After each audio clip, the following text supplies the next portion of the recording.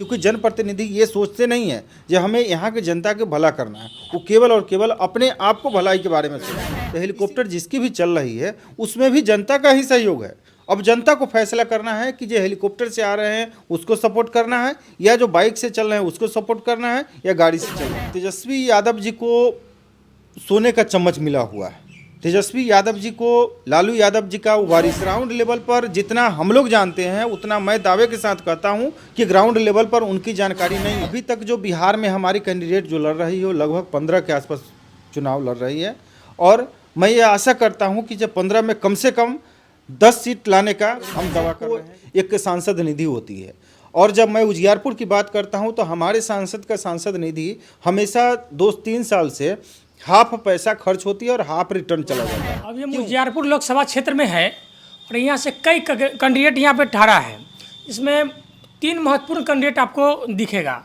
एक आपको बीजेपी से नित्यानंद राय जी हैं, और आरजेडी गठबंधन से आपको आलोक मेहता है। जनता राज विकास पार्टी से मनोज यादव जी हैं। इनसे बात करते हैं कि चुनाव के जो इनका मैनिफेस्टो क्या है, क्या माने अपने पब्लिक माने जनता के लिए क्या माने वादा किए, किस मुद्दे पे चुनाव लड़ेंगे, इस सब चीज़ पे बात करते हैं। सबसे पहले मनोज जी आपके हमारे चैनल में आपका स्वागत है। देखिए, सबसे पहले मैं आपके चैनल को धन्यवाद देना चाहता हूं कि आप बिजी शेड्यूल में निकाल के आप हमसे बात कर रहे हैं, और जनता की बात के लिए, जनता को क्या रिक्वायरमेंट है उसके लिए आप मुझसे बात करने आए हैं। इसके लिए बहुत बहुत धन्यवाद। आपको व्यूअर्स को भी नमस्कार।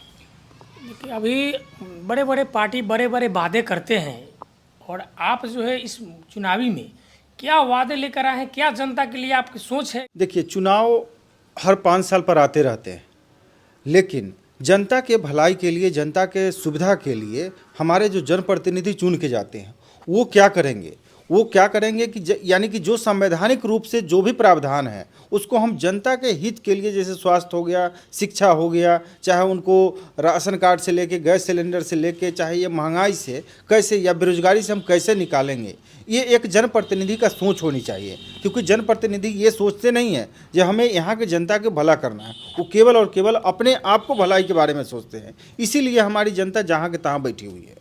तो अभी तो चुनाव मुद्दा खासकर अभी जाति विशेष पे होता है, जो विकास की बात तो कोई करता ही नहीं है। नहीं, तभी ना कह रहे हैं विकास की बात क्यों नहीं, विकास की बात इसीलिए नहीं कर रहे हैं कि उनको अपनी विकास को देख रहे हैं। क्योंकि अगर वो अपने विकास को अगर नहीं देखेंगे तभी तो जनता के विकास को देखेंगे। तो अपने विकास में इतना मशगूल हो जाते हैं कि जनता मर रही है। जनता से वोट लेकर चले गए, जनता उस काम के लिए वोट देती है कि जो हमारे बच्चों को सुविधा पहुँचे, हमें स्वास्थ्य सुविधा मिले, हमें ईजी हो, किसी भी काम अगर करने जाते हैं तो हमें सुविधा मिले। लेकिन वह सुविधा उसको नहीं मिल पाती है, क्योंकि वो जो प्रतिनिधि चुनते हैं वो अपने ही सोचने में बिजी हो जाते हैं। तो अभी तो चुनाव में बहुत सारा खर्च आता है, और बड़े बड़े पार्टी बड़े बड़े वादे करते हैं और बहुत ही खर्च करते हैं। इसमें देखिए कि अभी तेजस्वी यादव जी, मोदी जी इतना रैलियाँ करते, कई हेलीकॉप्टर उड़ रही हैं। इतना खर्च होने के बाद आपकी पार्टी जो है अभी मात्र गाड़ी से दौड़ रही है, तो कैसे आप इसको आप फेस कीजिएगा? देखिए, हमारी प्रायोरिटी है, सबसे पहले प्रायोरिटी है जनता, और जनता से मैं 1 to 1 हो रहा हूँ, और जनता हमको सपोर्ट कर रही है। हमें अगर 4 गाड़ी चल रही है, 5 गाड़ी चल रही है, वो भी जनता के सपोर्ट से ही चल रही है। जहाँ तक अगर हेलीकॉप्टर की बात कर रहे हैं तो हेलीकॉप्टर जिसकी भी चल रही है उसमें भी जनता का ही सहयोग है। अब जनता को फैसला करना है कि जो हेलीकॉप्टर से आ रहे हैं उसको सपोर्ट करना है, या जो बाइक से चल रहे हैं उसको सपोर्ट करना है, या गाड़ी से चल रहे हैं। जहाँ तक हमारी प्रायोरिटी है, प्राथमिकता है कि जनता के लिए जो हमारी पार्टी है, जनता राज विकास पार्टी, यानी कि जनता का विकास कैसे करना है उसके लिए हम हमेशा तत्पर रहेंगे, और वो मैं करूँगा।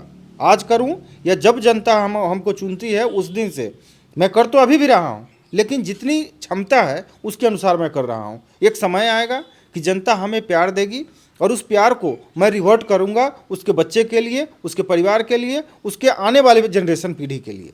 अच्छा, यहाँ पर यादव समाज का प्रतिनिधित्व जो कर रहे हैं नेता, जो लोग मानते हैं तेजस्वी यादव, लालू यादव को, कहीं आप यादव होने के काते कहीं न कहीं आप तेजस्वी यादव को नुकसान तो नहीं पहुँचाइएगा? देखिए, तेजस्वी यादव जी को सोने का चम्मच मिला हुआ है। तेजस्वी यादव जी को लालू यादव जी का वारिस है। मैं उनके ऊपर कोई कमेंट नहीं करना चाहता हूं, लेकिन जहां तक तेजस्वी यादव जी मुख्यमंत्री के बेटा हैं, उनकी माँ भी रही हैं मुख्यमंत्री, पिताजी भी मुख्यमंत्री रहे हैं। उनको ग्राउंड लेवल पर जितना हम लोग जानते हैं उतना मैं दावे के साथ कहता हूं कि ग्राउंड लेवल पर उनकी जानकारी नहीं है और नहीं होगी कि हमें जनता के लिए क्या सुविधाएं मुहैया कराई जानी चाहिए। तो कहीं ना कहीं मुझे लगता है कि जो उनसे बेहतर जो समाज के विकास के लिए होनी चाहिए वो हम लोगों जैसा नेता, हम लोगों जैसा जो लीडर है वही प्रोवाइड करा सकते हैं, वो नहीं करा सकते हैं तेजस्वी यादव। तो आप देखिए यहाँ कहता है ना कि राजा वाला जो शासन होता है उस तरीके से अब पार्टी में भी हो गया है कि अगर जिसका पिता मुख्यमंत्री रहा हो, जिसका पिता का पार्टी हो, वही मन होता है कि अभी देख लीजिए आप कहते चिराग पासवान जी, उनके पिता एक्सपायर हो गए, उसके बाद वो राष्ट्रीय अध्यक्ष बन गए, अब वो अपने ही रिलेशन वगैरह को टिकट देने लगे, उनको 5 सीट मिला, उसमें हमको नहीं लगता कि किसी वही कर्जकर्ता को टिकट मिला है। जी जी जी, सही बोल रहे हैं। ये जो बोलते आ रहे हैं ना, अभी जो रूलिंग पार्टी है वो बोलती है कि जो नहीं ये घर की पार्टी है, ये बात सही है। जिस प्रकार से आज आरजेडी पार्टी है, चाहे समाजवादी पार्टी हो, चाहे चिराग पासवान का जो पार्टी है, वो सही में घर की पार्टी बना दिया गया है। इस बनाने में, घर की पार्टी बनाने में कहीं ना कहीं मुझे लग रहा है कि आम जनता की भी भागीदारी होती है। नहीं तो आज के दिन में बहुत सारे लीडर हैं, नेता है कि देश हित के लिए सोच रहे हैं, राज्य हित के लिए सोच रहे हैं, लेकिन देश की जनता, जो राज्य की जनता है, वो क्या मन में आ जाता है कि नहीं हम उसके उन्हीं को वारिस को जानते हैं, जिसका परिणाम होता है कि ये राजतंत्र की ओर जा रही है, ये प्रजातंत्र की ओर नहीं जाके राजतंत्र की ओर जा रही है, जो कि मुझे लगता है कि ये राज्य के विकास के लिए ये निगेटिव साबित हो रहा है। अच्छा, जनता राज विकास पार्टी की इस बार लोकसभा में कुल कितने उम्मीदवार मैदान में हैं? अभी तक जो बिहार में हमारी कैंडिडेट जो लड़ रही है वो लगभग 15 के आसपास चुनाव लड़ रही है, और मैं ये आशा करता हूं कि जब 15 में कम से कम 10 सीट लाने का हम दावा कर रहे हैं कि 10 सीट हमारी जनता राज विकास पार्टी को आएगी। 10 सीट बिहार में आपकी आ जाएगी तो आप तो पूरा खेल बिगाड़ दीजिएगा बिहार का। तो खेल बिगाड़ने के लिए हमारा वो प्रायोरिटी नहीं है, खेल बिगाड़ना है। हमें जनता के हित की बात करना है, जनता के हित के लिए कार्य करना है। हम किसी का खेल बनाने और बिगाड़ने के लिए नहीं है। मतलब कि आपके जो क्षेत्र से 10 से 8 जो जीत के जाएंगे, माने वो अपने संसदीय क्षेत्र का आवाज़ संसद में बुलंद करेंगे। निश्चित रूपेण, क्योंकि देखिए हर सांसद को एक सांसद निधि होती है, और जब मैं उजियारपुर की बात करता हूं तो हमारे सांसद का सांसद निधि हमेशा 2-3 साल से हाफ पैसा खर्च होती है और हाफ रिटर्न चला जाता है। क्यों क्या हमारा जो ये क्षेत्र है, क्या ये विकसित क्षेत्र हो गया? क्या यहाँ पर विकास की ज़रूरत नहीं है? क्या पर सांसद निधि से कोई कार्य नहीं किया जा सकता है? स्कूल का हालत यहाँ पर ख़राब है, स्वास्थ्य का हालत यहाँ पर ख़राब है, रोड का वही हाल है, तो सांसद निधि यहाँ से रिटर्न क्यों जा रहा है? कहीं ना कहीं यहाँ का जो जनप्रतिनिधि है उसकी सोच में कमी है। इस सोच में कमी होने के कारण यहाँ पर विकास नहीं हो रहा है। आपके यहाँ के जो आरजेडी पार्टी से है आलोक मेहता जी, वो पूर्व मंत्री भी रह चुके हैं, और यहाँ उनसे बहुत लोगों की उजियारपुर की आशाएं हैं कि शायद ये बदल पाए, और आप इसमें तीसरा एंट्री किए हैं, तो आपसे लोगों की अब आशा हो गया, तो आप अपने उजियारपुर के जनता के लिए कुछ एक संदेश दे दीजिए कि जीतने के बाद यहाँ के क्या क्या होगा। मैं मानता हूँ जो आलोक मेहता जी की बात कर रहे हैं, आरजेडी की बात कर रहे हैं, देखिए वो लोगों को जनता नकार चुकी है। ठीक, अब 10 साल से नित्यानंद राय यहाँ से प्रतिनिधि के रूप में रहे हैं, और मुझे जो मैं क्षेत्र में घूम रहा हूँ उसमें ये पता चल रहा है कि जनता उनको भी नकार चुकी है। अब निश्चित रूपेण अगर जनता ने अगर गोद में बैठाया तो निश्चित रूपेण हमारी प्रायोरिटी होगी, जो हमारी पार्टी का मैनिफेस्टो होगा, जो स्वास्थ्य के ऊपर, शिक्षा के ऊपर, और सबसे बड़ी बात है कि शिक्षा के लिए हम अपनी यहाँ जान देने के लिए तैयार रहेंगे, क्योंकि मैं शिक्षा जगत से हूँ, मैं प्रोफेसर हूँ, इसलिए मैं चाहूँगा जो शिक्षा में जो भी कमियाँ हैं उसको कम से कम अपने क्षेत्र से मैं दूर करने का काम करूँगा।